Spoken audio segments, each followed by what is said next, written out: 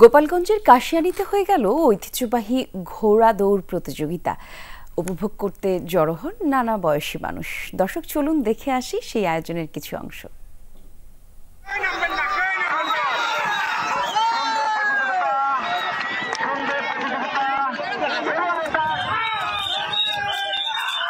ঘোড়দৌড়ে অংশ দেওয়ার কারণ হলো যে আমরাও আনন্দ পাই, দর্শকও আনন্দ পাই। পরিবারের সাথে এত সুন্দর একটা মোমেন্ট আমরা স্পেন্ড করছি, এটাও খুব ভালো লাগছে।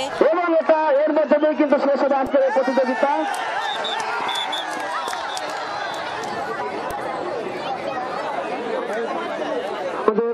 25 বছর আগ থেকেই নোয়াপাড়া বাগিয়া যৌথভাবে এই আয়োজনটা করে থাকে। ঈদ আনন্দের পাশাপাশি এটা আর একটা আনন্দ বিনোদন।